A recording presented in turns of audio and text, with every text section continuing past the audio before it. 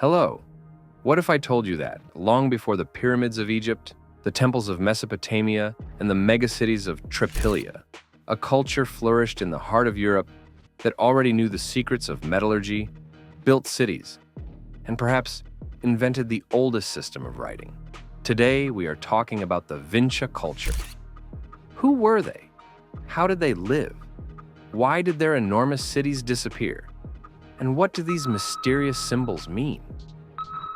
In this video, we will dive into the world of Old Europe, the lost world of the Vinca culture. Get ready, because we are traveling 7,000 years back in time.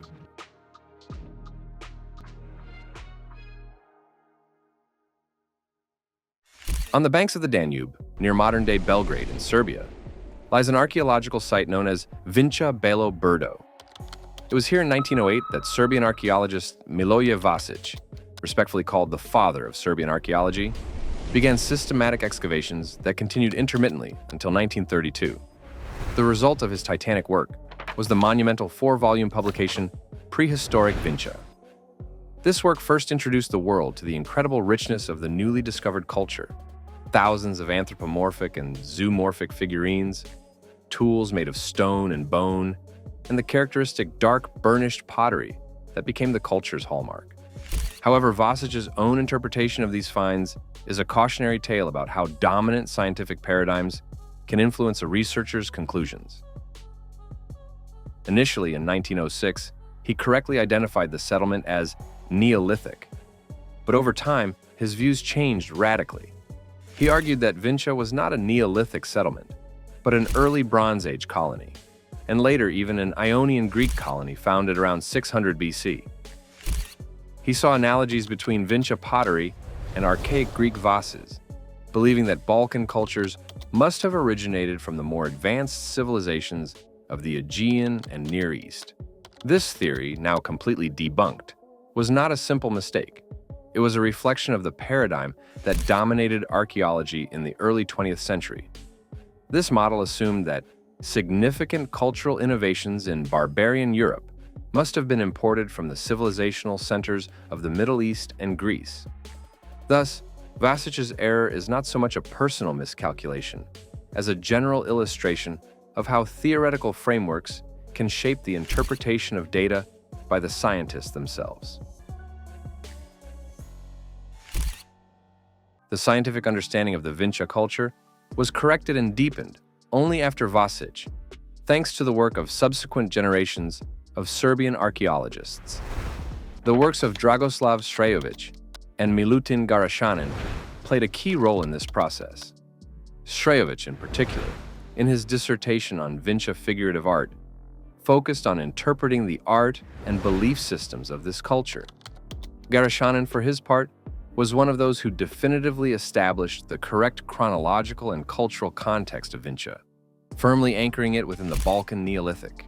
Modern excavations, which resumed in 1978 under the direction of Nikola Tasić, used advanced methods that revealed the full depth of the site's stratigraphy.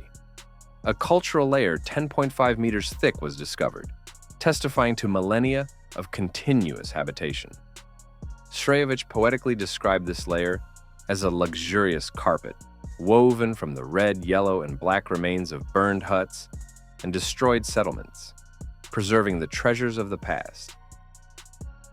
In general, the question of how exactly the Vinca culture emerged around 5400 BC has become central to the study of the European Neolithic. The debate centered around two main models, one arguing that the culture was the result of local evolution, and the other that it was the product of external migration. In the second half of the 20th century, the theory of autochthonous local development became dominant. This model asserts that the Vinca culture developed directly from the preceding Starchevo culture, whose representatives, in turn, came to the Balkans from Anatolia about 1,000 years before the rise of Vinca, bringing with them the skills of farming and a sedentary lifestyle. The first settlers of Vinca Belo Brdo were likely colonists from the broader Starchevo cultural sphere, living in tent-like dwellings with foundations dug into the lowest soil. It was they who laid the agricultural foundation on which the much more complex Vinca culture later flourished. The most famous proponents of this theory were the British archaeologist Colin Renfrew and the American researcher Ruth Tringham. For instance, in his 1969 work, The Autonomy of the Southeast European Copper Age, Renfrew argued that changes in pottery, settlement structure, and technology could be explained by internal social and economic processes, rather than an influx of new populations. This view was reinforced by the radiocarbon revolution, which provided independent dates and showed that many European achievements, including early metallurgy, were older than their supposed Eastern counterparts. The opposing hypothesis is that the Vinca phenomenon was caused by a second wave of migration from Anatolia to the Balkans. This view was shared by early researchers like V. Gordon Childe in his 1929 work, The Danube in Prehistory, and later supported by archaeologists like Garshanin. They based their arguments on the typological similarity between the material cultures of the Balkans and the Middle East. Vasich himself, with his theory of Ionian colonization, was an early, albeit extreme, proponent of this diffusionist thinking. This outdated model viewed prehistoric Europe as a passive periphery, receiving cultural impulses from a single cradle of civilization in the East. Thus, the dispute over the origin of Vinca was not just about pottery styles. It was more about whether prehistoric Europe was an active center of innovation, capable of independently creating complex societies. The Vinca culture became key evidence for the school of autonomy, demonstrating that complex societies could arise in Europe without direct stimulus from the East. The economic basis of Vinca society was a highly effective mixed subsistence strategy. Agriculture was intensified with the introduction of high-yield crops like bread wheat and the wider use of barley. Animal husbandry, with an emphasis on cattle breeding, also played a major role. This agricultural surplus supported a growing population and craft specialization, which led to the emergence of merchants. Long-distance trade networks were extensive, as evidenced by the presence of spondylus shells from the Aegean Sea, used to make luxury ornaments, and obsidian for sharp blades, imported from as far as the Carpathian Mountains. All this, according to scientists, led to a demographic boom. The population of the Vinca culture grew significantly, leading to the formation of some of the largest settlements in prehistoric Europe. Sites like Vinca Belo Berdo, Stublin, and Parcha are estimated to have had thousands of inhabitants. These were not chaotic villages, but dense, highly organized agglomerations, which some researchers consider Europe's first cities. Houses were built of wood and clay, oriented in a uniform direction from southeast to northwest, and placed very close together, sometimes only 1 meter apart, with no yards, suggesting some form of urban planning. Some houses may have had 2 floors, ovens, and special pits for garbage. As for burials, things are not so simple here. Although burials are found within Vinca settlements, they generally belong to either preceding or succeeding cultures. For example, at the famous Vinca Belo Berdo settlement, a large grave was found, but it belonged to the earlier Starcevo culture. Copper Age graves were also discovered there, which also have no connection to the Vinca culture. As archaeologist Nenad Tasic notes, only about 120 deceased individuals have been found across 400 settlements, spanning 800 years. This circumstance makes any conclusions about a standard burial rite very difficult. Thus, archaeologists do not have a clear answer to the question of how the Vinca culture buried their dead. The absence of graves suggests that other ways of handling bodies may have existed, which, well, leave no archaeological traces. The most revolutionary achievement of the Vinca culture, however, was the independent invention of copper metallurgy, effectively marking the beginning of the Metal Age in Europe. Archaeological data from sites like Belovod and Plochnik in Serbia have provided reliable evidence of high-temperature copper smelting, dated to around 5000 BC. The Plochnik site is of particular importance. Excavations revealed a complex furnace with clay tube-like air vents, tuyere, and a chimney, a construction more advanced than those that appeared even centuries later. Among the artifacts found are numerous copper tools, such as axes and chisels. But the most astonishing thing is that a 2013 analysis of a tin bronze foil found at Plochnik dated it to approximately 4650 BC, with a tin content of about 12%.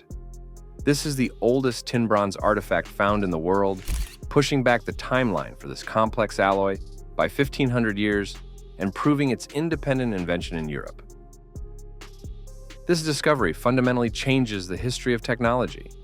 It not only refutes the long-standing diffusionist model, according to which metallurgy spread from a single center in the Middle East, but also points to the non-linear nature of technological progress.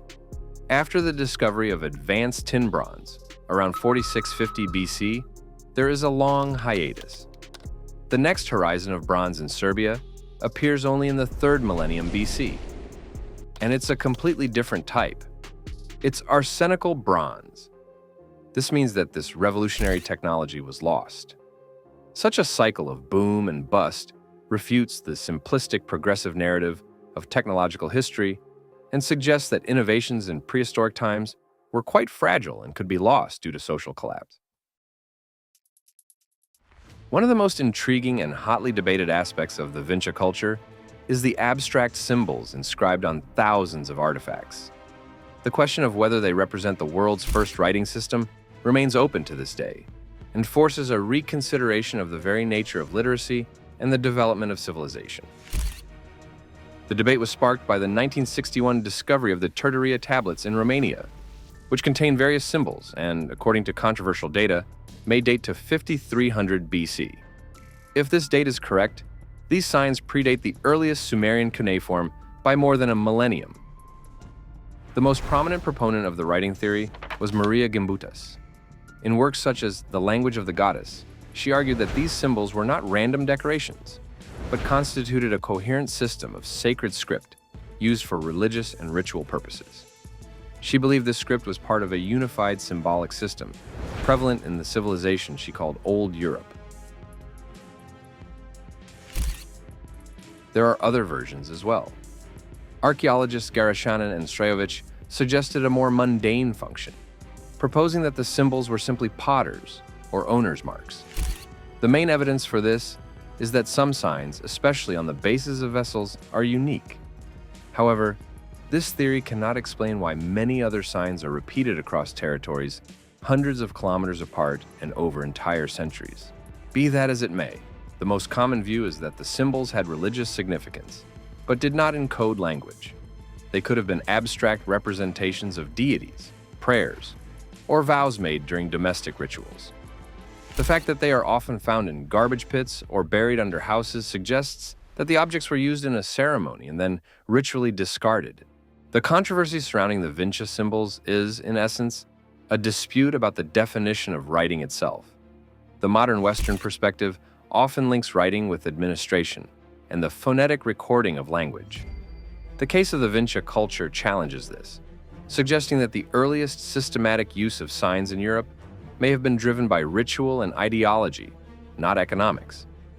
The Mesopotamian model for the origin of writing is linked to the state's needs for accounting and administration. The Vinca symbols appear in a society lacking evidence of a centralized state or hierarchy. Therefore, if writing is defined purely as an administrative tool, the Vinca symbols fail the test. However, if the definition is expanded to include any standardized system of graphic signs used to communicate complex ideas within a community, then the Vinca system might qualify as a unique, non-administrative form of writing. Another source of intense scholarly debate is the thousands of enigmatic figurines found at Vinca culture sites. They have become a central element of the influential but rather controversial goddess theory. In her works, such as The Goddesses and Gods of Old Europe, Maria Gimbutas developed a powerful interpretive model. She argued that the vast majority of anthropomorphic figurines, which are predominantly female, represent a single supreme great goddess and her various aspects, such as the bird goddess with a beak-like face. Gimbutas saw these figurines as evidence of a goddess-centered religion that permeated the broader civilization she called Old Europe. She characterized this society as peaceful, sedentary, egalitarian, and matrifocal, that is, centered on women. This peaceful world, in her view, existed for millennia before being destroyed by patriarchal invaders from the East. In contrast to Gimbutas's theory, many researchers propose various alternative functions for these figurines, instead of a single religious explanation. For example, Dragoslav Srejović interpreted the figurines as cultic and magical tools used in rituals, possibly related to folklore traditions. Many figurines depict detailed clothing, skirts, blouses, jewelry, and hairstyles, suggesting they might have partly served as representations of real people and contemporary fashion. Some smaller figurines have holes, indicating they may have been worn as amulets or suspended from clothing. A crucial find from the Stubline site provides unique insight into a possible social function. A group of 43 figurines was found on the floor of a house in front of an oven. The figurines are nearly identical, with bird-like heads, except for a central, larger figure. 11 of them held miniature models of tools or weapons. Interpretations of this scene vary. They could be game pieces, a depiction of a clan council with the larger figure as the chief, or symbols representing a band of warriors setting out on an expedition, for whom prayers were offered in their absence. Thus, the Vinca figurines are a classic example of the profound ambiguity of prehistoric art. The same objects can serve as evidence for both a peaceful feminist utopia and a society preoccupied with clan politics and warfare. The find at Stubline, with its armed figurines surrounding a central leader figure, strongly challenges Gimbutas's purely peaceful, religious interpretation, introducing themes of hierarchy, social structure, and potential conflict. It is likely that the figurines served a multitude of functions that varied depending on the context of time and place, and were part of a complex symbolic system that encompassed religion, social identity, politics, and daily life. After nearly 2 millennia of stability and innovation, the Vinca culture began to fade. Its mysterious decline and disappearance are the subject of debates considering both internal and external factors that led to the end of this great civilization. Well, not civilization, culture. Around 4500 BC, the Vinca network began to lose its cohesion. The long-distance trade networks that brought shells and obsidian collapsed. Life in the large settlements deteriorated sharply, and the territory occupied by the Vinca population shrank. A horizon of burned buildings, marking the final level of Vinca settlement at many sites, indicates a period of destruction and possible violence. Eventually, the culture gives way to subsequent Neolithic Copper Age cultures, such as the Gumelnica culture in the east and the Lengyel culture in the northwest. Some theories link the decline to environmental and economic factors. John Chapman, in his 1981 work, suggested that after 2,000 years of intensive agriculture, economic stress caused by declining soil fertility and resource depletion became the primary cause of the decline. This view is supported by Bogdan Bruckner, who argues that this economic stress led to a period of stagnation and, consequently, social tension, forcing large extended families to break apart into smaller ones. A dramatic, though highly controversial theory was put forward by Maria Gimbutas. She claimed that her peaceful, matrifocal Old Europe was destroyed by a series of invasions by warlike, patriarchal, horse-riding Proto-Indo-European tribes. Although this theory is considered overly simplistic today, recent archaeogenetic studies have provided some support for the idea of a major population migration from the steppe into Europe during this period, associated with the spread of haplogroups R1a and R1b in Indo-European languages. In my opinion, a synthesis of these views is the most plausible. The end of the Vinca culture was not a single event, but rather a complex process of transformation driven by multiple factors. It is likely that Vinca society, already weakened by internal stresses, was unable to withstand the pressure from new groups migrating into the Balkans. The result was not a simple replacement, but a cultural transformation, during which elements of the Vinca heritage were incorporated into the new Neolithic societies that subsequently emerged. Friends, thank you for watching this video to the end. If you liked the video, please give it a like and subscribe to the channel.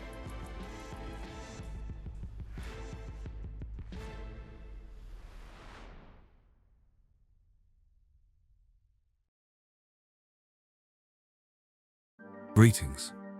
Today we are talking about the complex pre-Columbian society in the Soup River Valley, which emerged just a millennium after the birth of the Sumerian civilization in Mesopotamia, was a contemporary of the era of the construction of the great Egyptian pyramids on the Giza Plateau, and predated the Mesoamerican Olmec culture by almost 2,000 years. As some of you have already guessed, we are going to talk about the Norte Chico culture, which historians consider the oldest known center of urban culture in the territory of both Americas. So, let us begin.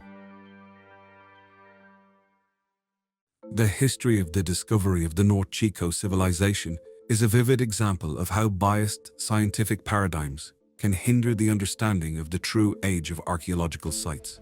Researchers have known about the existence of ancient ruins in this region since at least the beginning of the 20th century. Indeed, the first full-scale archaeological surveys took place as early as 1941, when Gordon Willey and John Corbett from Harvard University investigated the salt marshes at the mouth of the Soup River.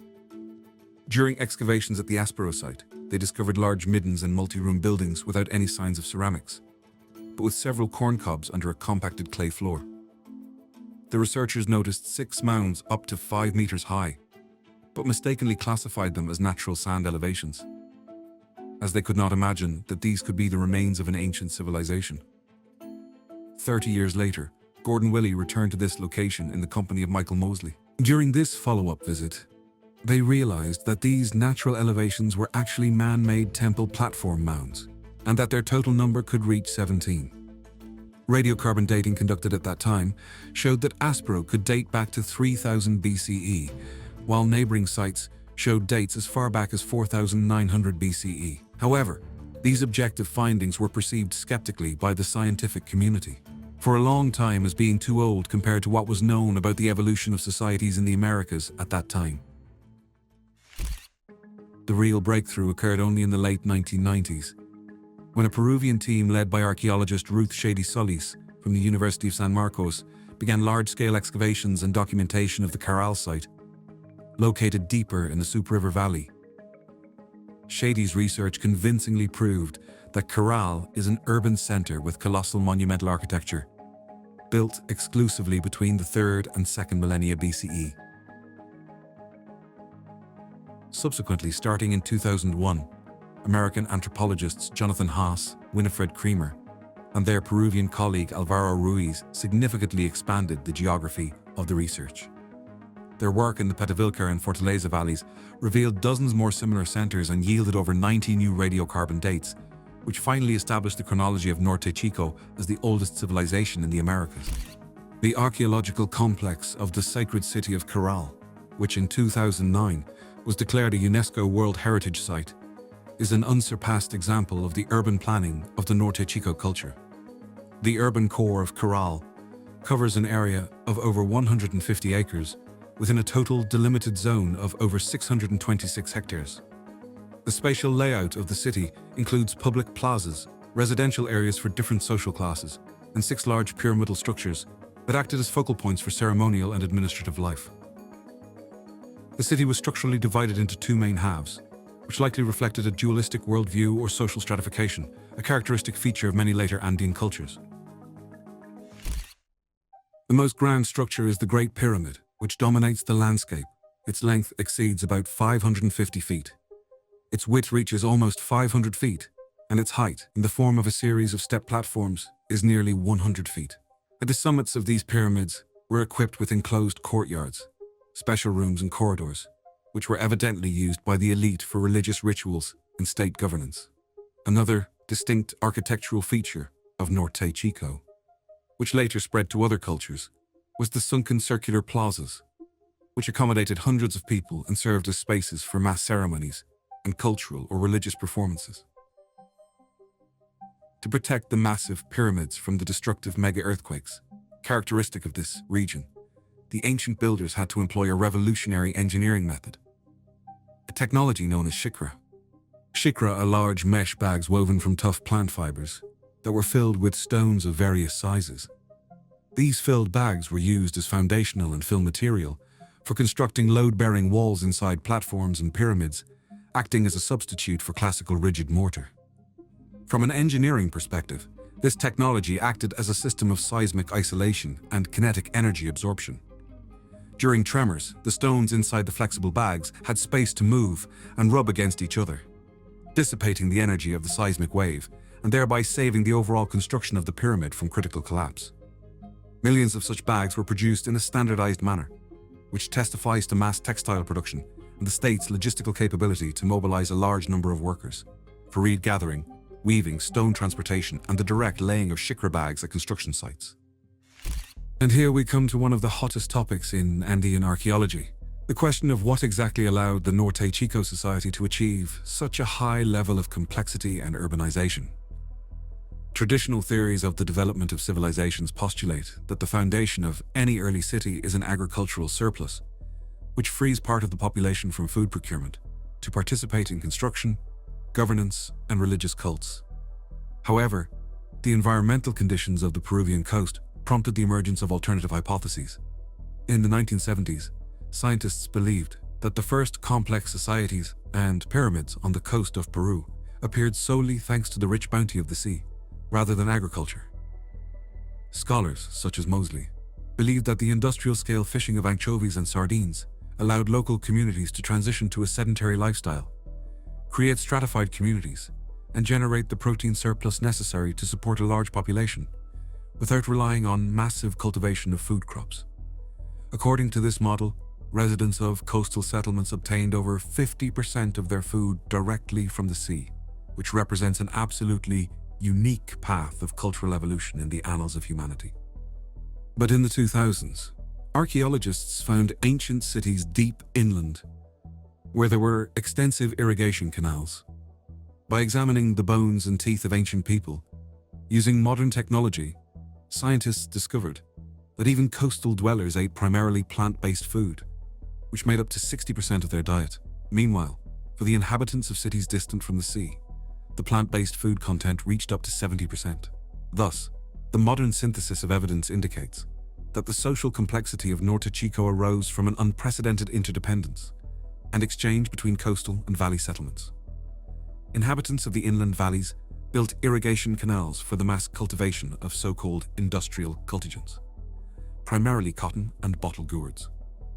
These materials were transported to the coast, where fishermen used the cotton to make strong nets, and the gourds as floats for the efficient industrial harvesting of small schooling fish. In return, protein-rich dried seafood was transported inland to sustain agricultural workers and pyramid builders. This complex logistical chain, based on labor specialization and regional exchange, required centralized coordination. It was the need to manage these critical exchange networks that fostered the emergence of a managerial elite who legitimized their control through religious institutions, managing the economy on behalf of the gods. It should be added that managing an economy of such scale without writing in the traditional sense would have been impossible. During the excavations in Corral, a landmark discovery was made. The oldest known specimen of a quipu was found. A quipu is a complex mnemonic system for recording information, using knots tied on cotton cords of various colors and thicknesses. Prior to this find, quipus were considered an invention of later Andean civilizations and were brought to perfection by the Incas. The discovery of a quipu in Norte Chico indicates that a system of administrative accounting existed in the Andes as early as 5,000 years ago. Anthropologist Gary Urton, one of the leading specialists in the study of this system, suggests that early quipus used a binary coding system and could have served not only for keeping accounting records, but also for fixing phonological or logographic information, effectively acting as a full-fledged equivalent of writing. But the most striking paradox of the Caral Super civilization, in my opinion, is that it reached a state level of centralization in the complete absence of instruments of coercion in the form of an army. Archaeological research has revealed no evidence of warfare on the territory of Norte Chico. Defensive walls, moats, parapets, or other fortifications are completely absent in the settlements. Furthermore, no artifacts identified as weapons intended for combat against humans have been found, and paleopathological analysis of hundreds of skeletons has revealed no signs of trauma characteristic of armed conflicts or battles. This peaceful model of society challenges theories that link the genesis of the state exclusively to war and territorial conquest. Instead, in Norte Chico, consolidation was achieved through soft power. That is, through mutually beneficial economic cooperation, a strict dependence on irrigation structures, and a shared religious ideology that promoted collective rituals and peaceful interactions as the basis for survival in a harsh environment. The role of women in the society of the Norte Chico culture also seems quite interesting to me. For a long time it was believed that the hierarchical societies of antiquity had an exclusively patriarchal governance structure. However, finds in Norte Chico, specifically prominent burial contexts, indicate that women could hold leadership positions, play leading social roles, and possess significant political or religious power on par with men. In 2016, during excavations at the Aspero site within the Temple of the Idols, Ruth Shady's team discovered a remarkably well-preserved archaeological context of a high-status female individual. These findings date back more than 4,500 years. Due to the arid desert climate, the discovery remained in an exceptional state of preservation over the millennia. In scientific literature, she is known as the Lady of the Four Brooches. Analysis of this discovery indicates she belonged to the elite of Caral. She was placed on a ritual surface with organic offerings and wrapped in fine ancient textiles. Her attire was magnificent: a complex headpiece, a net with macaw feathers, and a necklace of Amazonian shells, showing access to distant trade routes. The clothing was fastened with symbolic bone pins carved as animals. Researcher Ruth Shady notes that such a prestigious placement within a public building suggests this individual held a supreme leadership role. This find confirms that high social status and political power were accessible to women in this ancient society. If we speak of religion, it permeated every aspect of daily and state life. Despite the absence of monumental stone sculpture characteristic of later Andean cultures, the iconography and symbolism of Norte Chico proved to be key to understanding the origins of religions in South America. In 2003, members of the Norte Chico Archaeological Project made a fundamental discovery while collecting surface finds at a previously disturbed burial site in the Patavilca River Valley. They found a fragment of a vessel on which a complex iconographic image had been scorched and carved. The fragment clearly shows a frontal anthropomorphic figure with splayed legs and a fanged mouth. Its left arm ends in a serpent head, while the right hand firmly grasps the staff. These are the classic iconographic attributes of the staff god, one of the primary creator deities in Andean mythology. This find is a true sensation, as it is recognized as the oldest identified religious object and representation of a deity in the Western Hemisphere, pushing the birth of organized Andean religion back into history by at least 1,000 years. This proves the existence of a continuous religious tradition, as the concept of the staff god, originating in Norte Chico, later became central to the pantheons of the Chavin culture, where it evolved into complex bas-reliefs like El Lanzón, and millennia later became dominant in the Wari and Tiwanaku empires, eventually transforming into the primary Inca deities, Inti and Viracocha. This shared religious symbolism, which also included the so-called Eyes of God, helped unite the diverse communities of the coast and valleys under the aegis of a common cosmology. The nature of Norte Chico's mass rituals is vividly revealed through the finds of musical instruments. Near the outer side of the large sunken circular plaza in one of Caral's pyramidal complexes, archaeologists excavated a unique collection of well-preserved instruments dating to approximately 2170. Among the instruments were 32 transverse flutes of unusual design, exquisitely crafted from the hollow bones of Andean condors and pelicans. The instruments are covered with delicate mythological engravings. They depict stylized figures of monkeys, supernatural birds with feline or simian features, two-headed creatures, and anthropomorphic deities. The discovery of such a large number of instruments in one location, adjacent to a plaza capable of holding hundreds of people, suggests that mass acoustic performances and choral music were central elements of social cohesion. The inhabitants of Corral gathered in these plazas to maintain their cultural identity and honor the gods through music, rhythm, and dance in an atmosphere of collective unity and celebration.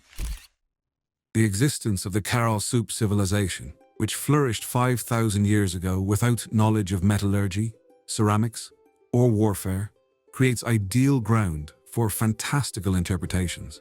The most famous proponent of the paleocontact theory is Erich von Däniken, who in his landmark work Chariots of the Gods wrote, "Is it really so difficult to assume that an unknown intelligence left behind traces that we are only now able to decipher?" He hinted that the accuracy of the Corral pyramids' orientation toward the stars and the complexity of their layout could not have been achieved by primitive people without external help. However, archaeology refutes this with the discovery of shikra technology, simple woven bags filled with stones, which were an ingenious seismic-resistant solution but required no lasers or cosmic tools. Furthermore, research in the Soup Valley has revealed smaller settlements predating Corral, demonstrating a natural evolution of construction skills over centuries rather than their sudden appearance from space. Another popular direction is the search for an Ice Age mother culture, whose main ideologue is Graham Hancock. In his series Ancient Apocalypse, he asserts, "I believe there was a great lost civilization, which was destroyed by a global cataclysm 12,000 years ago, and Corral is but a shadow of its former greatness." Hancock attempts to link Corral with catastrophes of the past, yet radiocarbon dating relentlessly points to the beginning of construction around 3000 BCE. There is a vast chronological gap of 7,000 years between Hancock's hypothetical cataclysm and the flourishing of Norte Chico, which cannot be filled by any archaeological layer. Moreover, Corral completely lacks any traces of high technology, such as hard stone processing or complex alloys. All we have are stone, bone, and reed, which fits perfectly into the realities of the late Neolithic. A third common theory is hyperdiffusionism, an idea actively promoted by Thor Heyerdahl, though he focused more on later cultures. His philosophy was based on the belief that oceans did not divide people, they united them, which is often interpreted by proponents of diffusionism as evidence that the Peruvian pyramids were erected under the influence of travelers from ancient Egypt or Mesopotamia. But this argument crumbles against an analysis of the cultural package. Had the Egyptians truly reached Peru, they would have inevitably brought with them wheat, barley, the potter's wheel, and hieroglyphic writing. In Norte Chico, none of this existed. They had their own unique diet of anchovies and cotton and used qipu instead of writing. Architecturally, their pyramids are open platforms for mass rituals with sunken amphitheaters, whereas Egyptian pyramids are closed, pointed tombs. These differences prove that the inhabitants of the Andes solved their civilizational challenges independently, creating a unique example of a society built on economic exchange and religion, rather than borrowings or war. After almost 2,000 years of stability, the Caral Soup civilization suddenly disappeared around 1800, 1600 BCE, due to a fatal chain of natural cataclysms. Initially, powerful mega-earthquakes damaged the infrastructure and loosened rock formations in the Andes. Immediately following, anomalous downpours caused by the El Niño phenomenon washed away these materials, creating destructive debris flows that carried millions of tons of stone and sand into the ocean.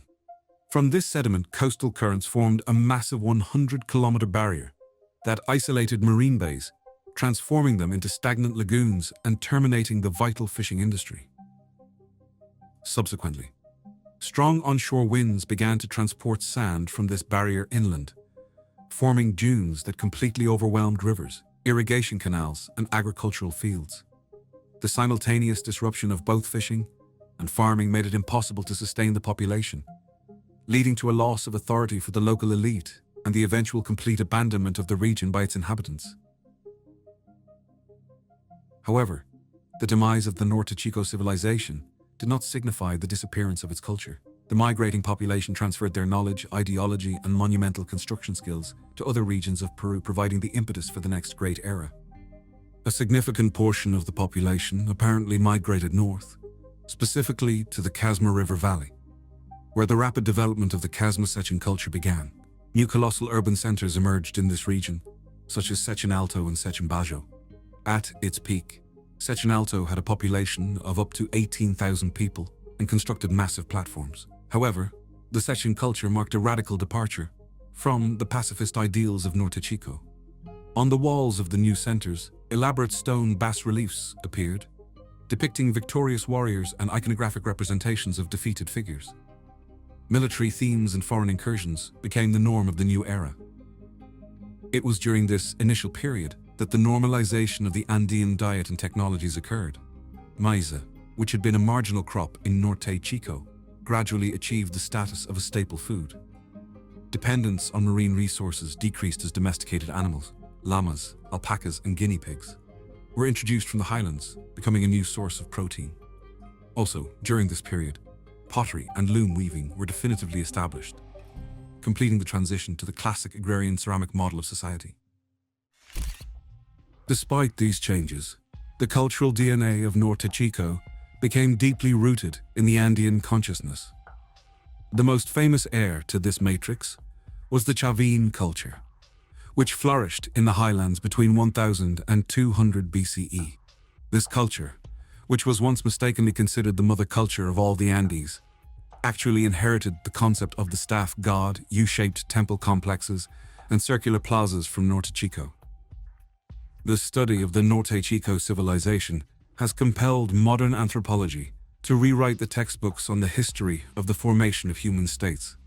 The emergence of this architecturally and logistically sophisticated society in a pre-ceramic context proves that the path to civilization is not universally determined by the presence of a traditional Eurasian or Mesoamerican Neolithic package. Instead, Norte Chico demonstrates an ingenious adaptation to the extreme conditions of the Peruvian coast, where a symbiosis between specialized fishing and the cultivation of cotton and tuber crops in irrigation oases allowed for the generation of the necessary economic surplus. Friends, thank you for watching this video to the end. If you enjoyed it, please give it a like and subscribe to the channel. Good night and good luck.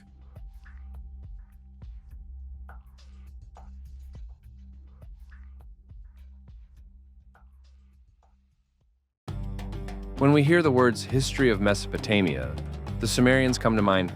The first cities, the first writing, the first laws. For a long time, it was believed that civilization began with them. But what if I told you this isn't true? What if, long before the Sumerians appeared on the historical scene, another mysterious culture had been preparing the ground for their rise for thousands of years? Today, we're talking about a culture that left us no written words, yet whose legacy determined the fate of all humankind.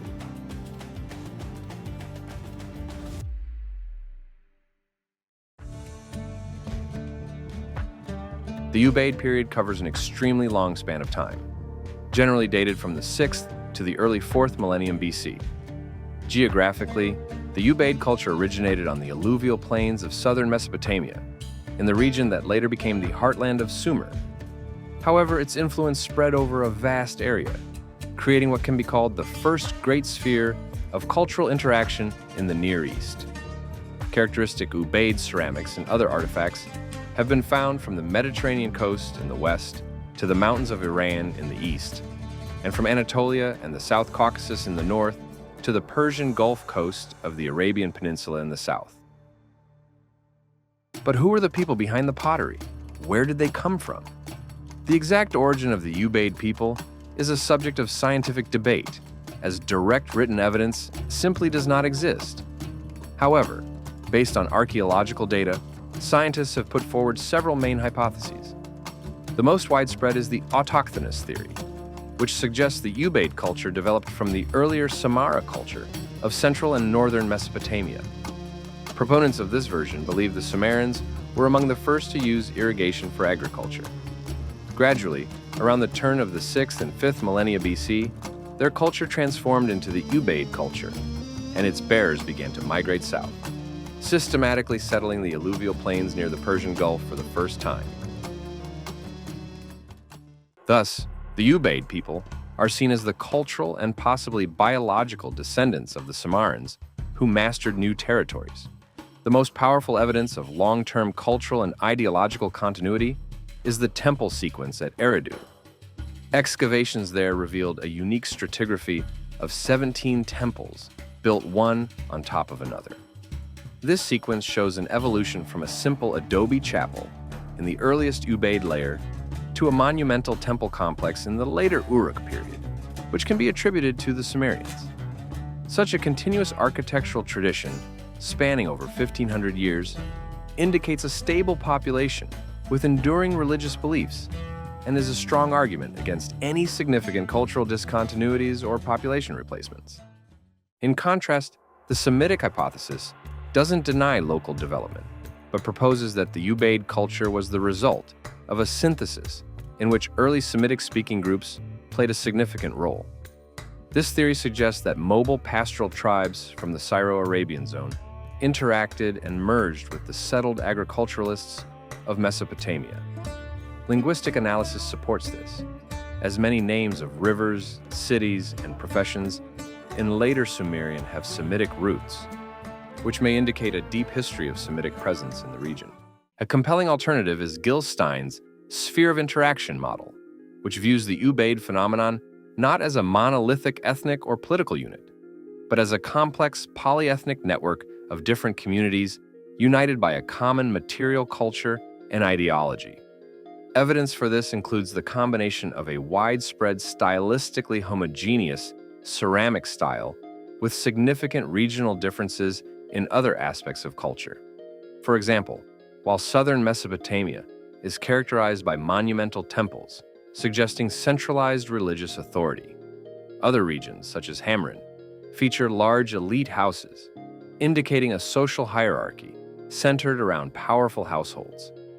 This demonstrates that a shared Ubaid identity did not mean a unified political or social structure. The Ubaid world was a collection of diverse groups, farmers, herders, and fishermen, united by a common set of cultural tools and symbols, rather than a common origin. The material culture of the Ubaid people demonstrates a high level of skill and ingenuity. Its hallmark is its ceramics, high-quality, well-fired ware, often made on a slow potter's wheel. It frequently had a characteristic greenish tint and was decorated with complex geometric patterns applied in brown or black paint. In agriculture, tools made of fired clay, such as sickles, were widely used, a rational solution in a region with scarce stone and wood. The Ubaid period also marks the birth of metallurgy. Archaeologists have found the first copper products, mainly small ornaments and tools, testifying to the development of metalworking. The ingenuity of the Ubaid people was also manifested in their use of local resources. They actively used bitumen as a waterproofing material for building houses and boats. The discovery of a ceramic boat model in Kuwait confirms they were skilled mariners, able to navigate the rivers and coasts of the Persian Gulf. In terms of social organization, early Ubaid communities were probably relatively egalitarian, with little social differentiation. However, over time, as the population grew and wealth accumulated, clear signs of social stratification appeared. From the archaeological evidence, the most interesting example, in my opinion, is the 20-room residence at Tel Abada, Building A, which stood out significantly against the background of ordinary dwellings and probably belonged to the elite. The presence of an elite is also indicated by the uneven distribution of burial goods in the graves.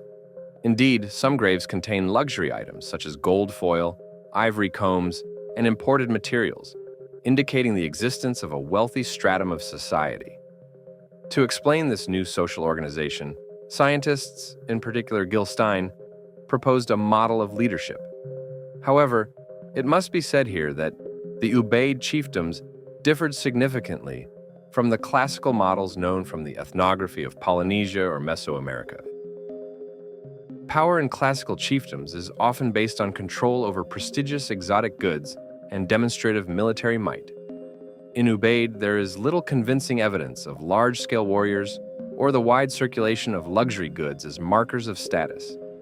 Instead, the power of the Ubaid elites was probably based on control over the production and redistribution of basic foodstuffs, primarily grain. This model was called staple finance, i.e., financing through staple products.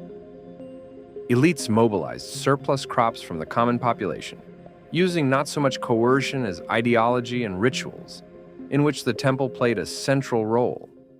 If we talk about monumental architecture, the most vivid example of its evolution is the temple complex of Eridu, one of the oldest and most important Ubaid cities. Excavations here have revealed a unique sequence of 17 temples built one after the other over a period of more than 1,000 years. In the early stages, everything started with a tiny one-room shrine, measuring approximately 3 meter.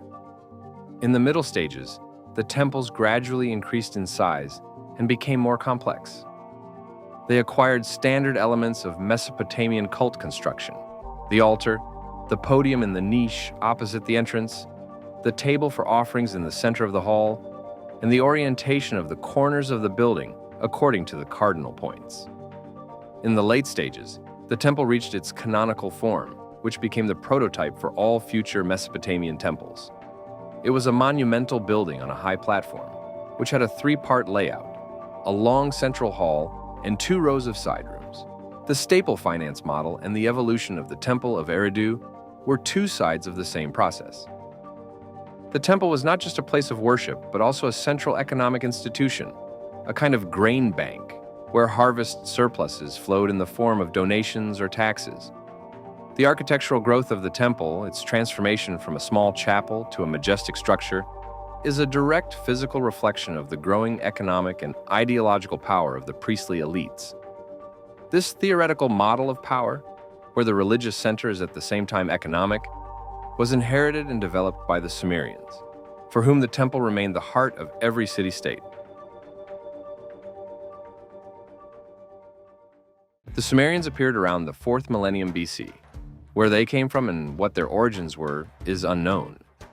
But what is known is that under the influence of the Sumerians, the Ubaid culture began to change greatly, and on its soil emerged the Uruk culture, which scientists attribute to the proto-state or early-state stage of the development of an already Sumerian society.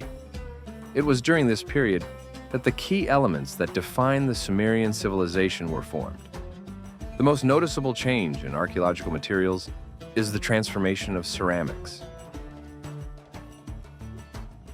Ubaid elaborate painted pottery, produced in relatively small batches on a slow potter's wheel, is replaced by the mass production of standardized, coarse, unpainted ware made on a fast potter's wheel.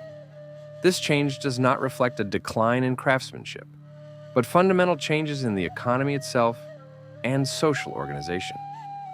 Society needs utilitarian tableware in huge quantities. Settlements also undergo great changes.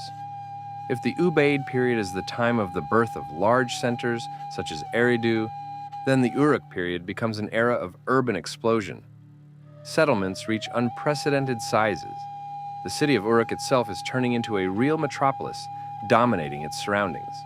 Although the largest city of the Ubaid culture, Eridu, with its 1,000-year history of temple construction, was the ideological predecessor, it was Uruk that seized the initiative, becoming the main political and economic center. However, although the monumental temples of Uruk, built in the Iana precinct, were significantly larger than any structure of the Ubaid period, they still preserved their basic architectural principles, demonstrating the direct continuity of traditions. The question of the ethnic composition of the population and the nature of the interaction between the Ubaid people and the Sumerians still remains open. One hypothesis suggests that the Sumerians were a newly arrived people of unknown origin who gradually assimilated the local Ubaid population. This theory can be supported by the fact that some names of early rulers in the Sumerian royal list have a Semitic sound, which may indicate the Semitic affiliation of a part of the Ubaid population. However, the scenario of gradual integration and cultural synthesis seems more likely. Large centers such as Eridu were probably melting pots where different groups merged: settled Ubaid farmers, nomadic Semitic herders, and perhaps the Sumerian-speaking newcomers themselves. The Ubaid culture itself, taking into account its wide geographical distribution, was most likely polyethnic. which makes the process of transition to the Sumerian civilization look like a complex cultural synthesis, rather than a simple replacement of one people by others. The Sumerians inherited not just a set of technologies or beliefs, they inherited a complete system carefully developed by the Ubaid people to survive and thrive in the unique and difficult conditions of the alluvial plains of southern Mesopotamia. This system, which included irrigation, a temple economy, and a hierarchical social structure, was so efficient and interconnected that any new group arriving in the region was forced not to replace it, but to integrate into it. Therefore, the Sumerian civilization is not so much the invention of a completely new people, but the next stage of development, a kind of upgrade of the Ubaid socio-ecosystem. How can we talk about Ubaid culture and not mention reptilians?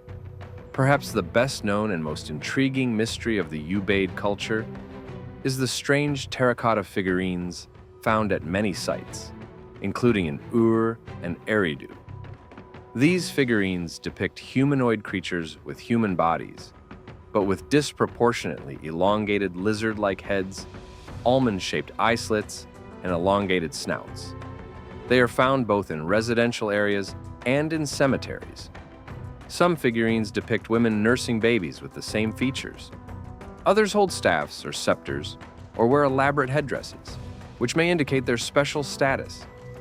It must be said that the meaning of these figurines is still the subject of fierce debate.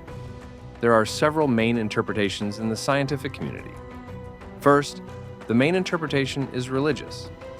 The most common theory is that they are representations of deities, spirits, or other supernatural beings. Reptilian features could symbolize a connection with water, fertility, or chthonic forces. One of the most scientifically based hypotheses connects the elongated heads of the figurines with a real cultural practice: artificial deformation of the skull. Anthropological findings confirm that during this period, some people practiced tightly wrapping the heads of babies to give them an elongated shape. It was probably a sign of a high social status belonging to the elite or the priestly estate, and the figurines depicted such people. Unfortunately, the uniqueness and strange appearance of these figurines have made them a popular subject for pseudo-scientific speculation, including various theories about ancient astronauts and reptilian aliens. It is important to emphasize that such theories have no scientific evidence and ignore the wealth of cultural and anthropological explanations, which are much more grounded. However, scientific theories do not completely shed light on this phenomenon.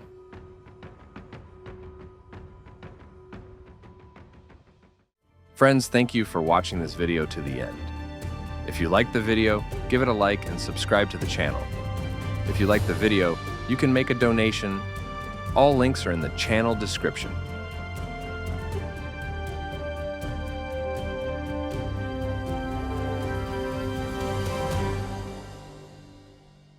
Greetings.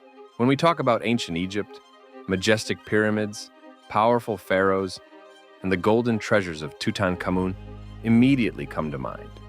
But have you ever wondered what came before them? Who laid the foundation for this incredible civilization, and how? Today we will journey thousands of years into the past, to an era before there was a unified Egypt, before hieroglyphs and the first dynasty. We will delve into the world of pre-dynastic Egypt and explore its heart, the mysterious and influential Naqada culture. It was this culture that became the cradle from which the state of the pharaohs was born.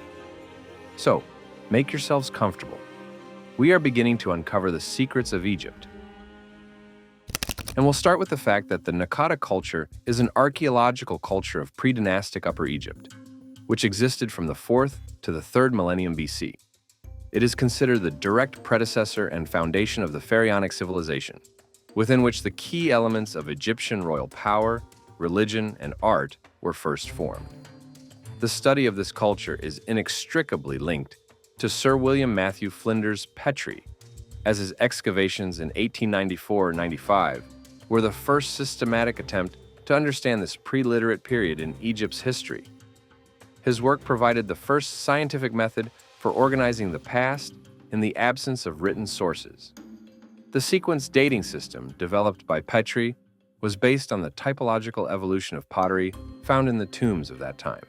He meticulously documented changes in its form and material, particularly the appearance and disappearance of certain types. Thus, he divided the general Naqada culture into three main phases, named after key sites: Amratian, Gurzian, and Sumerian.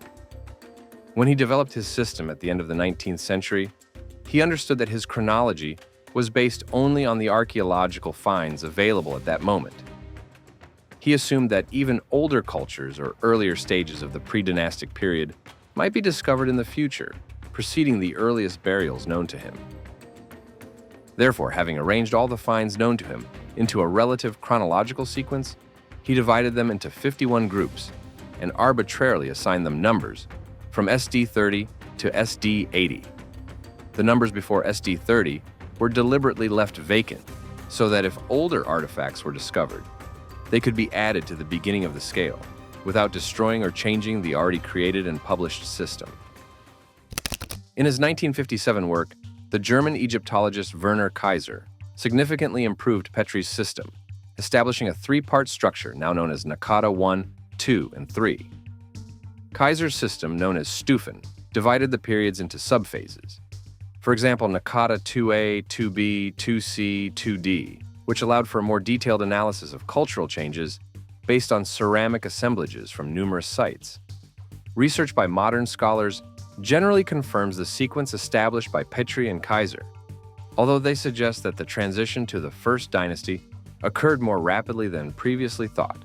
But let's return to the pottery. After all, it is one of the markers by which scientists not only distinguish periods from one another, but can also peer deeper behind the scenes of this mysterious world. Initially, during the Naqada 1 period, potters created true works of art.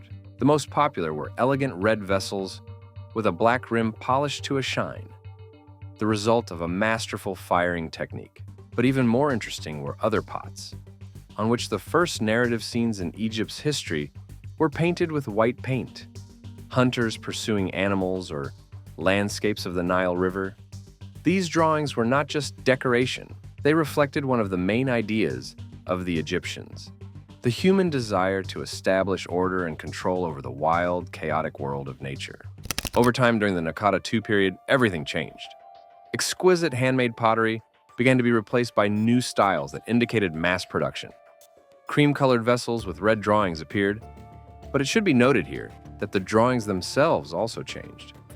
Instead of hunting scenes, artists now depicted large boats with standards and mysterious female figures, with arms raised to the sky. Perhaps these were goddesses or priestesses performing some ritual. Thus, we can assume that the society of this period became more concerned not so much with the struggle against nature, but with religious ceremonies and social life. At the same time, a huge amount of simple, rough pottery appeared, which was used in daily life. This meant that pottery had turned into an industry. Finally, in the Naqada 3 period, when Egypt was already on the threshold of unification, decorative drawings almost disappeared. Functional, standardized cylindrical jars, ideal for storing and transporting wine or oil, became mainstream.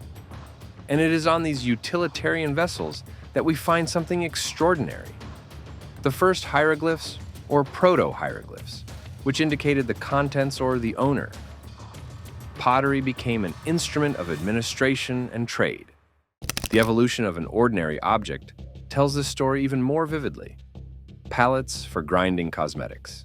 At the beginning, in the Naqada 1 period, it was a simple functional tool, a small rectangular or diamond-shaped tile made of schist, on which the green mineral malachite was ground to make eye paint. In the Naqada 2 period, pallets suddenly began to change shape. Now they were carved in the form of animals that lived in the Nile: fish, turtles, birds. As we can see, a simple utilitarian object is already acquiring symbolic meaning.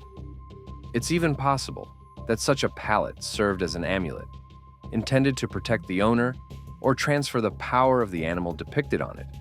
But the most amazing thing happened at the end of the Naqada 2 period and the beginning of Naqada 3. Pallets transformed into large, masterfully carved monuments, completely unsuitable for grinding pigments. They became what Michael Hoffman aptly called artifacts of power. Complex scenes were now depicted on them. A lion devouring enemies on the battlefield palette, or the culminating scene on the famous Narmer palette, where the king raises a mace over a defeated enemy, thereby proclaiming the unification of Egypt. Palettes became like stone billboards, glorifying the ruler's power and his divine right to rule. As we can see, by following the development of pottery and palettes, one can trace the very history of Naqada culture society, as ordinary functional items gradually transformed into symbols of status, power, and complex ideology. A simple slate palette made the journey from a tool for grinding cosmetics to a monumental work of state propaganda. This is not just a change in art, it is a direct reflection of how power was concentrating in the hands of an elite, which was preparing to rule one of the greatest states the world had ever known. Speaking of society, it should be noted that at the beginning, in the Naqada I period, society resembled a mosaic of small, autonomous settlements. People lived more or less equitably, and this is evident from their burials, where each grave was a simple oval pit, with the deceased placed in a contracted position. They were given pots with food, jewelry, and stone pallets. No one stood out with excessive wealth, at least not after death. But over time, during the Naqada II period, this equality began to disappear. In the cemeteries alongside the ordinary graves, burials began to appear that were striking in their size and wealth.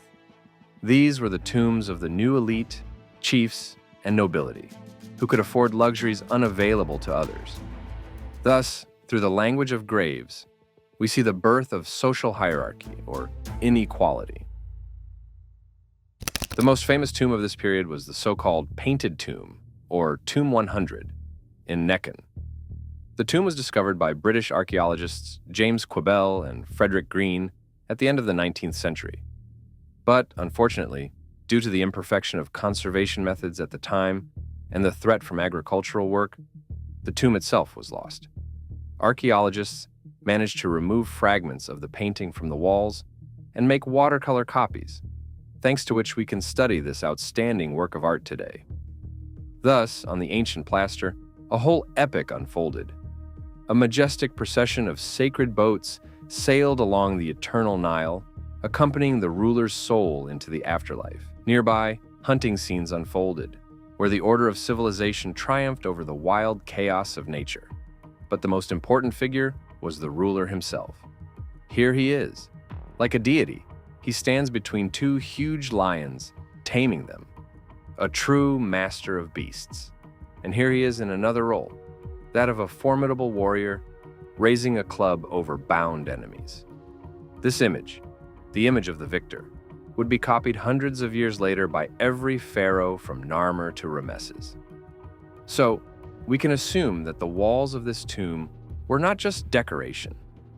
They proclaimed the birth of a new ideology, the absolute power of the ruler, who stands above both people and nature. By the Naqada III period, the gap between the rich and the poor had become even wider. The tombs of rulers turned into monumental structures, filled with treasures, including rare imported goods. In general, the most outstanding tomb of that time can, without exaggeration, be called Tomb U, or as it is also called, the tomb of King Scorpion I, discovered in 1988 by a German archaeological expedition led by Günther Dreyer. This tomb became a true architectural revolution for its time. Unlike the modest burial pits of his predecessors, this was a huge underground palace for eternity, which by its scale and complexity demonstrated the incredible power and wealth of its owner. The tomb consisted of 12 separate rooms, built of mud brick. At the very heart of this labyrinth was a spacious burial chamber, intended for the king himself, and around it, like faithful servants, huddled smaller storage rooms for numerous offerings.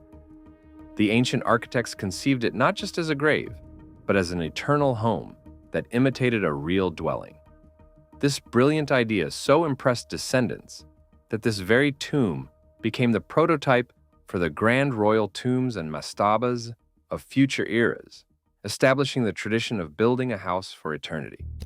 But the most interesting find, in my opinion, was the small, exquisite plaques of ivory. Each of them, no more than a few centimeters in size, had a small hole so it could be tied to something with a string. But the most important thing was on their surface. These were not just ornaments. Neatly scratched on these tags were signs, simple but recognizable images of animals, plants, mountains, and buildings.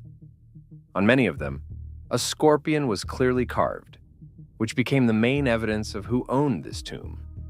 Other signs were even simpler: notches, lines, and circles, which, as it turned out, denoted numbers. At first, it might have seemed that these were amulets or ritual objects, but when scientists put all the pieces of the puzzle together, they realized they were holding something much more important. These were the world's oldest labels. The significance of these small tags turned out to be simply colossal, forcing historians to rewrite entire chapters on the dawn of civilization. Suddenly, it became clear that Egyptian writing was born not to record great myths or sacred hymns, but out of a purely practical need for the accounting and management of the resources of a vast, emerging state. This discovery not only aged Egyptian writing by several centuries, but also, most importantly, proved its independent origin, destroying the old theory of borrowing the idea from Mesopotamia. Furthermore, the geographical names deciphered on the tags, like dots on an ancient map, outlined the true scale of King Scorpion's realm. His power and trade connections extended for hundreds of kilometers, uniting disparate lands under a single control long before the first pharaohs. Thus, these modest bone plaques told a grandiose story not only about the birth of writing, but also about the birth of the Egyptian state itself. If we talk about religion, since there are no texts, scientists rely only on archaeological finds. Burial customs tell us how the people of the Naqada culture imagined life after death. They believed in the importance of preserving the body. The deceased were buried in the dry desert sand, where the bodies dried out and were preserved naturally. This belief that the body is necessary for the afterlife became the basis for the later complex practice of artificial mummification. The graves were filled with everything necessary for eternity: food and drinks in pots, tools, weapons, and jewelry. This indicates that the afterlife was imagined as a continuation of earthly life. Human figurines were also placed in the graves, especially female ones, with mysteriously raised arms. Scientists believe that these are not portraits of the deceased, but images of goddesses, mourners, or participants in rituals who were meant to magically ensure the rebirth of the deceased in the afterlife. Pre-dynastic religion was not something separate from everyday life. It was closely intertwined with political power. The main themes in art, victory over chaos, military triumph, divine patronage, were all aimed at one thing: the legitimization of the elite's power. The most popular gods, such as Horus, came from the most powerful cities. Therefore, the religion we see in the archaeological record is not a popular belief, but a state religion in its infancy, whose main function was to explain and justify why enormous power should be concentrated in the hands of one ruler. At the same time, the elites did not invent a new religion from scratch. The basic beliefs, the need to preserve the body and provide the deceased with provisions, existed throughout the entire Naqada period. The rulers simply took these generally accepted ideas and monumentalized them. The royal tomb is not something fundamentally new, but simply an incredibly enlarged and enriched version of an ordinary person's grave. The logic was the same. You need a home and provisions in the afterlife. But while a few pots and a pit were enough for a common person, an underground palace with hundreds of jars of wine and sacrificed servants was built for the king. By embracing a common belief on a scale unattainable for others, the elite demonstrated their superhuman status. Thus, relying on conservative and universally understood religious ideas, they justified a new, radical political inequality. But how exactly did the disparate lands along the Nile turn into the world's first great state? This is one of the most interesting questions in ancient history, and there are several fascinating answers to it. resembling different versions of the same event. The traditional version, which can be called unification by mace, asserts that a powerful king from the south, probably named Narmer, conquered the northern lands by force. The main evidence for this is the famous Narmer palette, where we see the king raising a mace over a defeated enemy, and on the reverse side, inspecting rows of decapitated prisoners. It is a vivid picture of violent unification. But when archaeologists began digging in the north, in the Nile Delta, they found no traces of a great war, such as destroyed cities. Instead, as the scholar Christiana Kohler noted, they saw that over the centuries, the local culture slowly dissolved into the southern one. It looked less like a conquest and more like cultural assimilation. The southern Naqada culture, with its more advanced crafts, gradually displaced local traditions. This brings us to the third, deepest idea, proposed by scholars like Toby Wilkinson. He argues that the Narmer palette is not so much a historical record as a powerful work of propaganda. Its purpose was not to document one specific battle, but to create and spread an ideology according to which the king is the divine guarantor of order, triumphing over chaos. So, where's the truth? Probably somewhere in the middle. The Narmer palette is the official story the kings wanted to tell, a story of heroic conquest, and the clay pots in the north tell a more, everyday story of slow cultural change. Perhaps the process was predominantly a peaceful, cultural, and economic colonization, interrupted from time to time by outbreaks of violence against those who resisted. These bloody episodes were then immortalized in royal art as the official version of unification. But the real unification was, first and foremost, ideological. Egypt's success lay not only in military strength, but in the creation of an incredibly powerful idea of a divine king, the only force capable of defeating chaos and maintaining cosmic order. This idea proved so compelling that it ensured the civilization's stability for over 3,000 years. Therefore, the unification of Egypt was not just a joining of territories, but the triumph of a powerful ideology that became the operating system for the entire society. Friends, thank you for watching this video to the end. If you liked the video, please give it a like and subscribe to the channel if you haven't already.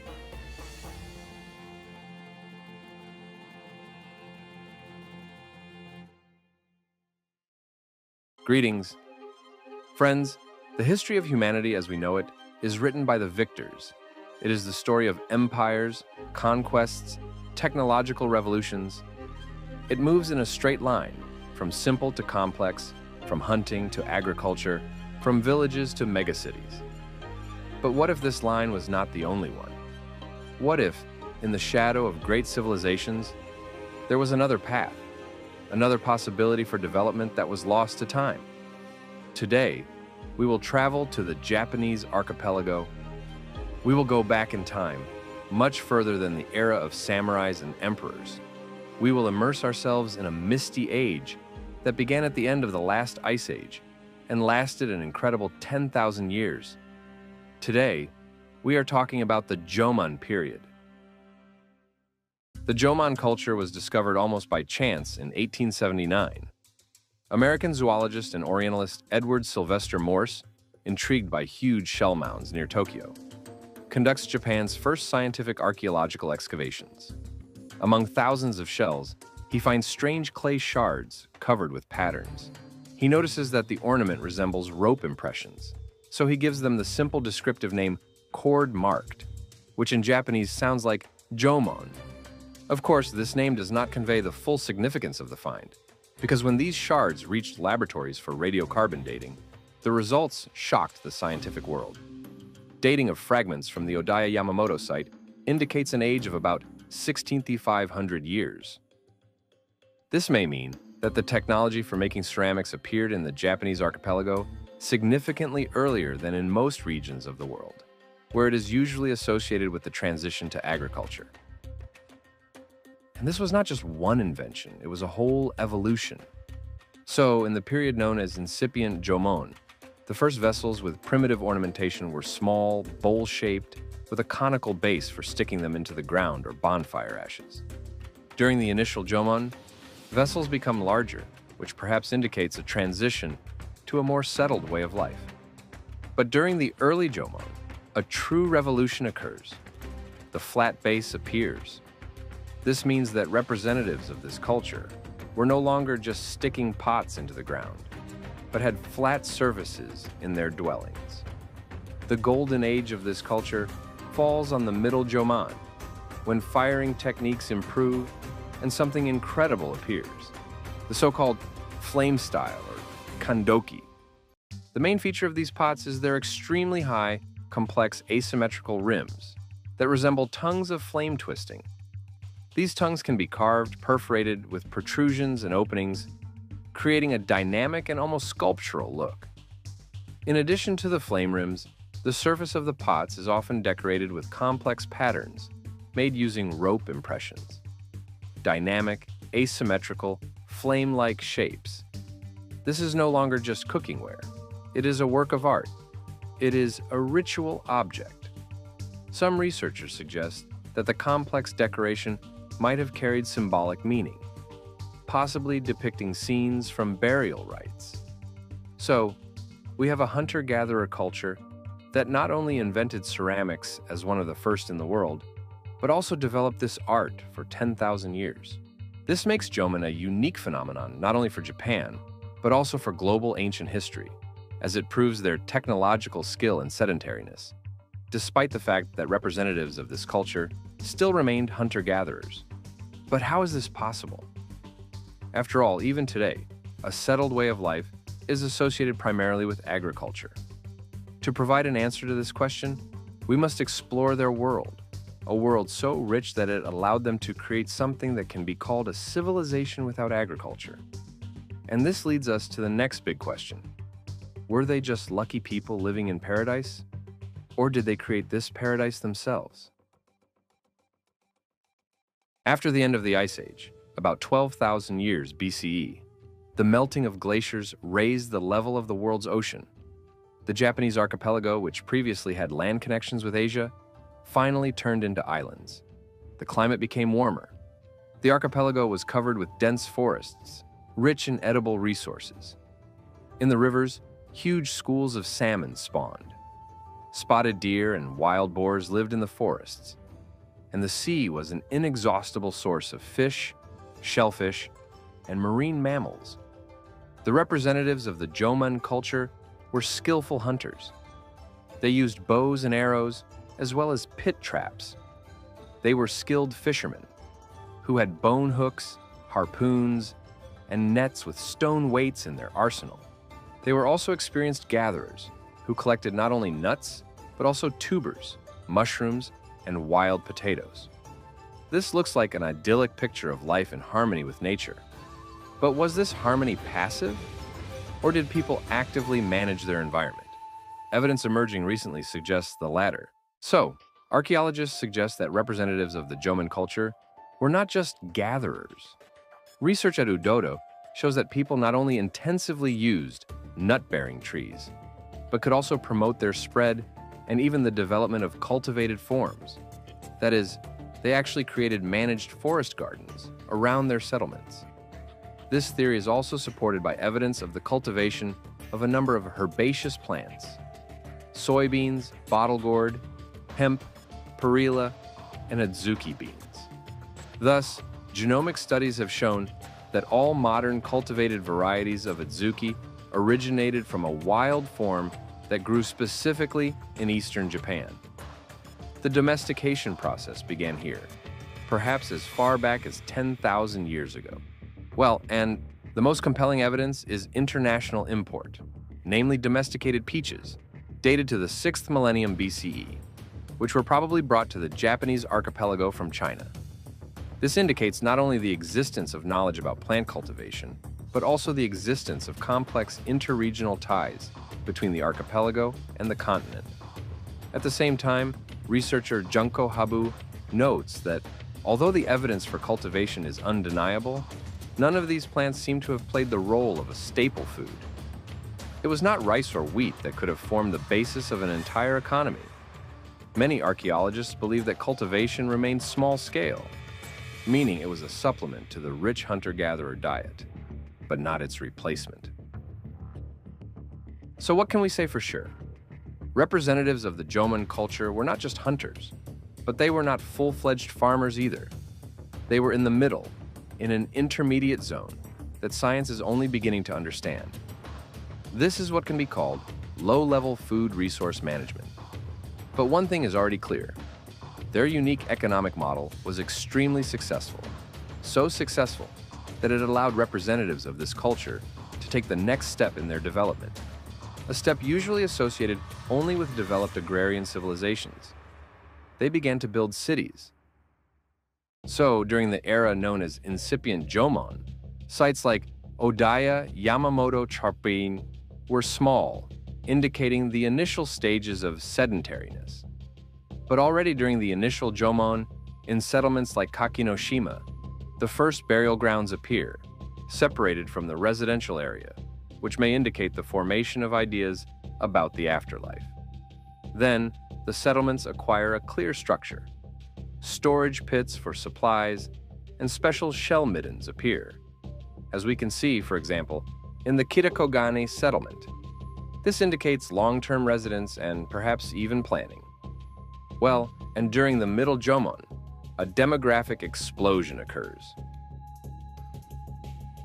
Japanese archaeologist Keiji Imamura, analyzing the number of dwellings, concluded that the population grew extremely rapidly, and this population began to build something completely new.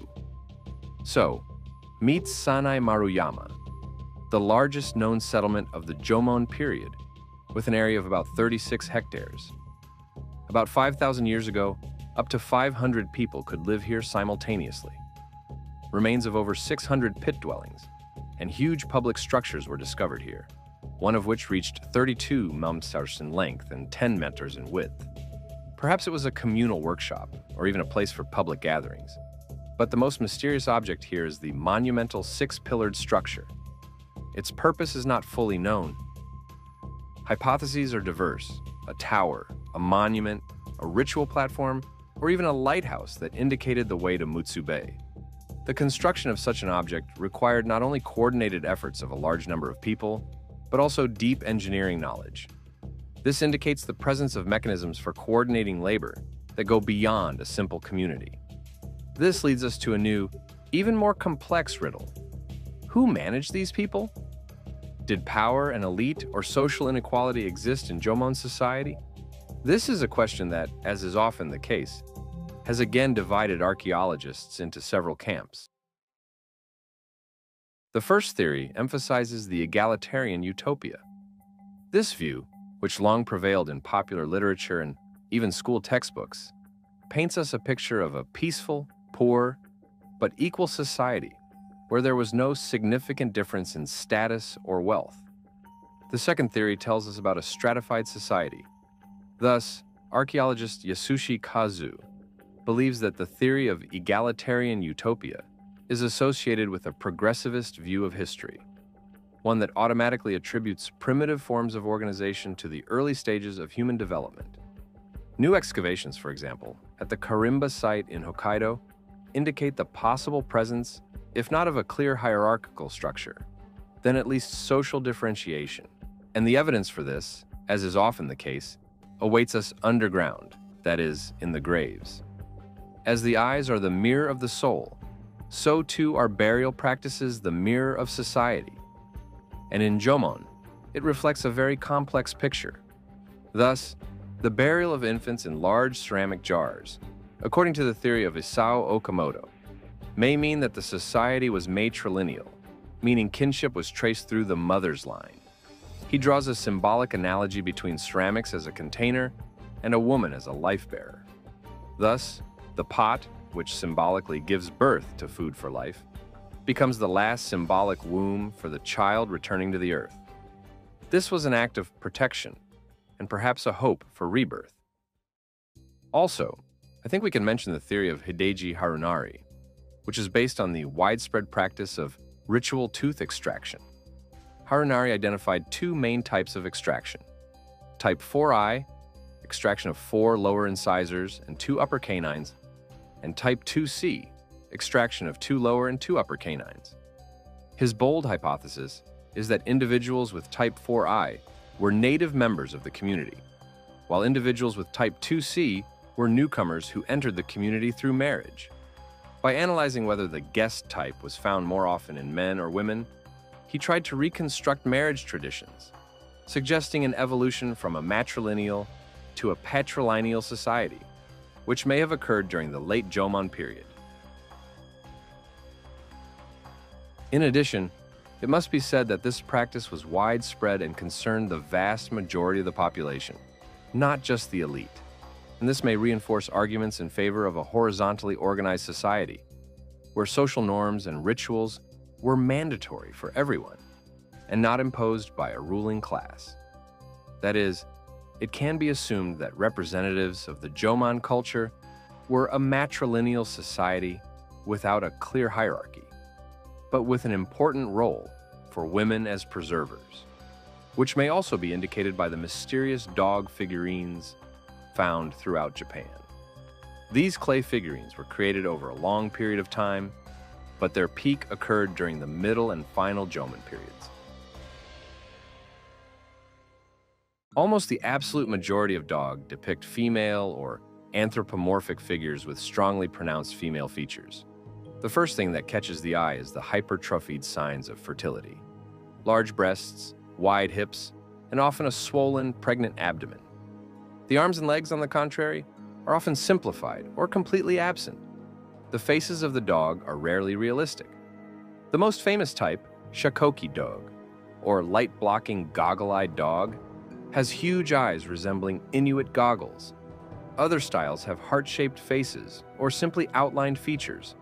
The surface of the figures is covered with complex carved or cord-marked patterns, which echo the ornaments on the ceramics of that time. This indicates a common symbolic language. It is usually believed that the dog were embodiments of the mother goddess or fertility spirit. They were used in rituals to ensure the successful birth of children, as well as the fertility of the land. So, these figurines are the strongest evidence that the female principle, fertility, and the birth of life were at the center of the spiritual world of the Jomon culture. This, in my opinion, perfectly emphasizes the theory of matrilineality and the high social status of women in this culture. However, there are also other theories. For example, Japanese archaeologist Tatsu Kobayashi proposed a theory that changes everything. He suggested that the dog were empty vessels for spirits. They were created so that the immaterial spirits of nature or ancestors could acquire a visible, concrete form and interact with the world of people. This may explain their stylized, non-human appearance and the fact that the oldest figurines were often headless. In his opinion, these figurines did not depict people. They were made to help spirits incarnate in the material world. In support of this theory, the star houses can also be cited, which appear in the late Jomon period. The most famous of these is the Oyu complex in Akita Prefecture, which consists of two main concentric circles, Manza and Nonakado. Around them, the remains of buildings on pillars, storage pits, and numerous burials were found. And this is not chaotic construction. Some stones form a structure similar to a sundial, and the line drawn between the centers of the two main circles points exactly to the point of sunset on the summer solstice. This indicates the presence of deep astronomical knowledge among the Jomon people. British archaeologist Susan Graney draws direct parallels between these structures and Neolithic stone circles in Britain, such as the famous Stonehenge. So, before us is a culture that achieved incredible heights in technology, social organization, and spiritual practices. They created a unique civilization that existed in harmony with its world for 10,000 years. But every cycle has its end. After millennia of stability, the Jomon culture disappears. What happened? Was it a peaceful transformation or a violent replacement? To answer this question, we must understand who they were genetically. It is believed that the ancestors of the Jomon culture carriers arrived in the Japanese archipelago during the late Paleolithic period. Population genetic data shows that they separated from other East Asian peoples approximately 30,000 years ago. and remained in relative isolation for millennia. Moreover, the Jomon population itself was not homogeneous, but consisted of different Paleolithic populations that migrated along different paths and at different times. But approximately in the middle of the first millennium BCE, fundamentally new technologies appear in the archipelago, marking the beginning of the new Yayoi era. How to explain this change? The classical theory, the dual structure model of anthropologist Kazuro Hanihara, asserts that this was the result of a mass migration of Yayoi culture carriers from the continent. These migrants, who already had experience of demographic growth in the Neolithic, brought with them rice cultivation and metallurgy, and eventually genetically overlapped or assimilated the indigenous Jomon population. For a long time, this model was dominant, but modern genetic studies paint an even more complex picture. They confirm that the Jomon heritage did not disappear. On average, modern Japanese inherited 10 to 20% of their DNA from these ancient people. The direct descendants with the largest share of Jomon genes are considered to be the Ainu in the north and the Ryukyuans in the south. That is, the transition from Jomon to Yayoi was not a one-time act, but a mosaic of different processes of migration, assimilation, cultural exchange, and all this lasted for centuries. Jomon is an extremely important example of an alternative path of cultural development. They proved that to create a great, stable, and complex culture, you do not necessarily need kings, empires, or total agriculture. Sometimes all that is needed is a deep understanding of one's world, a creative spirit, and 10,000 years of time. Their lost world continues to raise questions, and possibly, in the search for answers to them, we will better understand not only the past of Japan, but also the diversity of paths of development for all of humanity. Friends, thank you for watching this video until the end. If you liked it, please like and subscribe to the channel.